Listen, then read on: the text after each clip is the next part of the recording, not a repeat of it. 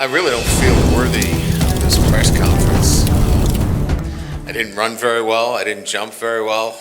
I'll do my best to answer the questions the best I could, best I can. So let's fire away. If you have a question, go ahead and raise your hand, please. Yes.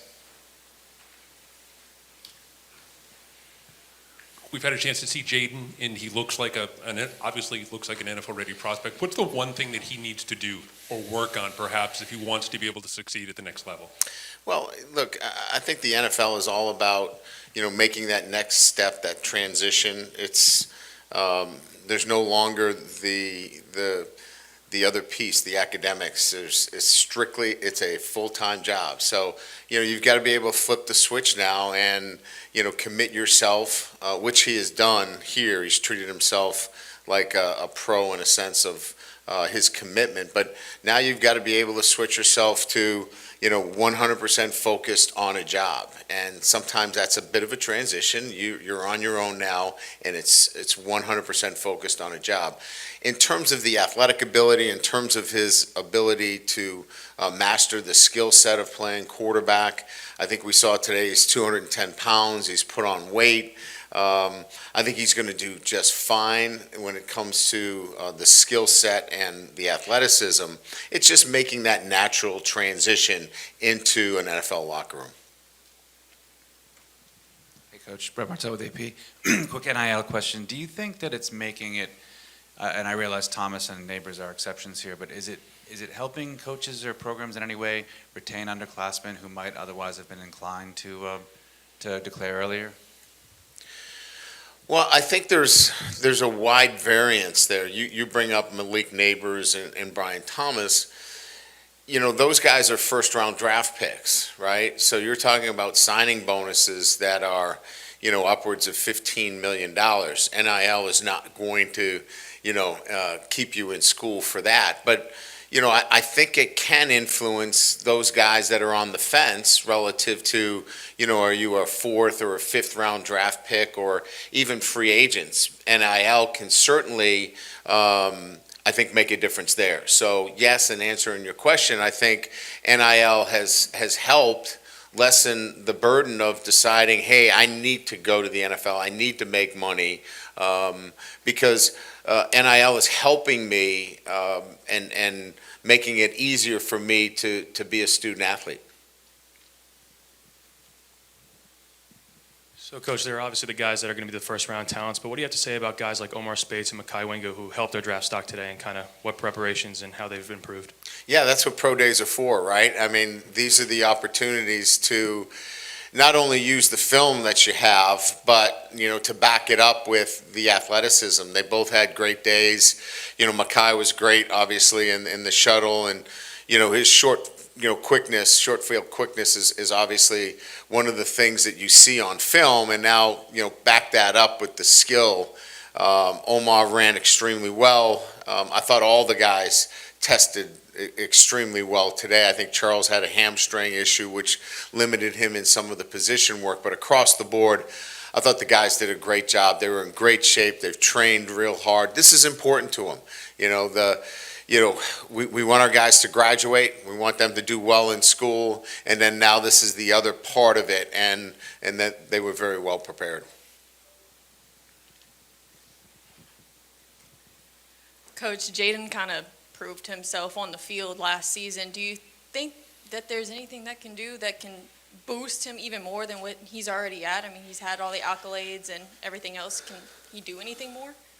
I think we're at that point now where, I think this was the last kind of check the box for head coaches, GMs, those decision makers in terms of who are going to make those final say on the quarterback. I think probably today was that last day for him.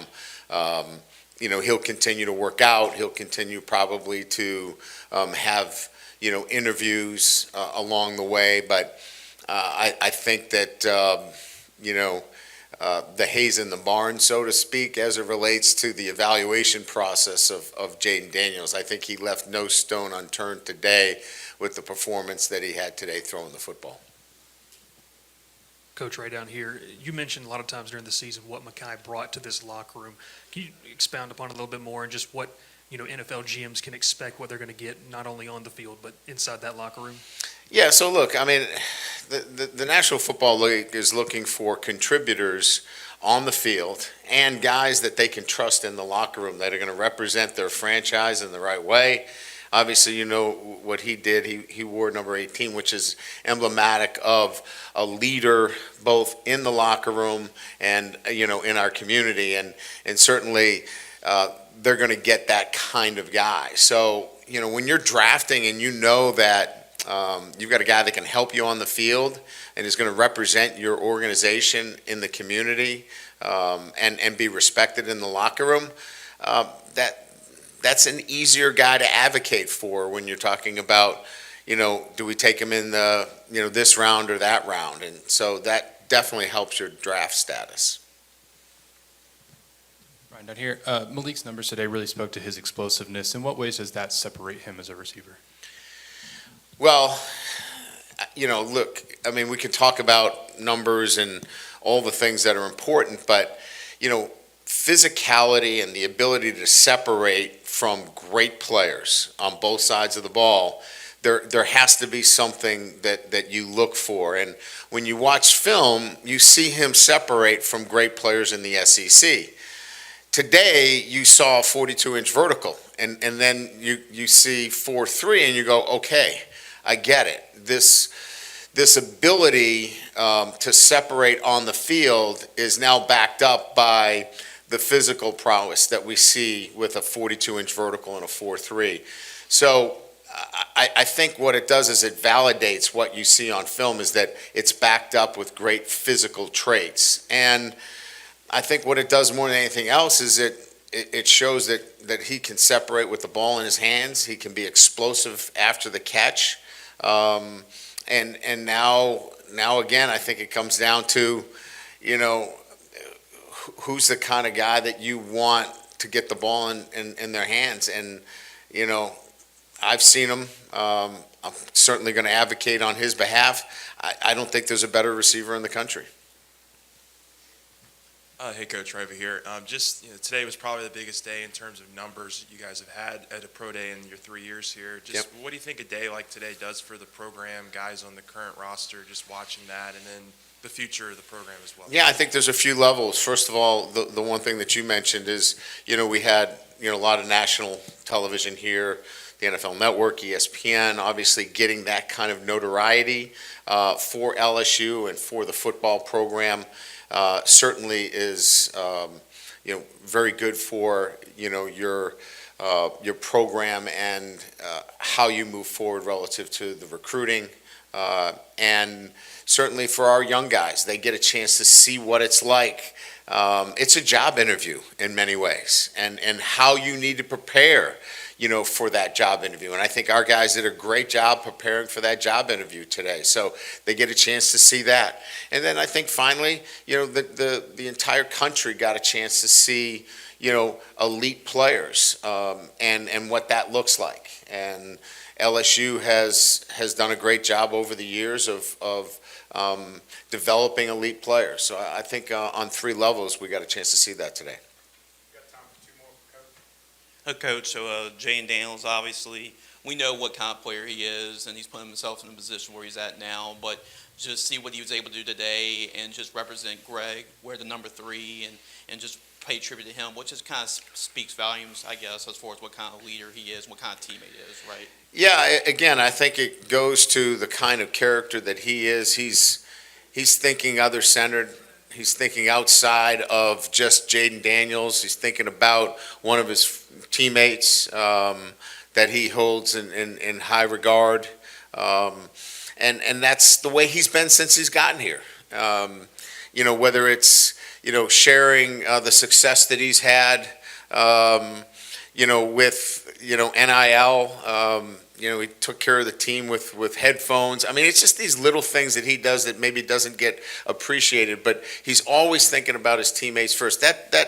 That throwing that we saw today, he brought in, teammates so they could get a chance to be seen today in front of a number of scouts. So And maybe that's maybe not the reason you do that, but it was for him. You know, he wanted to showcase some other guys today, and he certainly did that. But that's Jaden Daniels.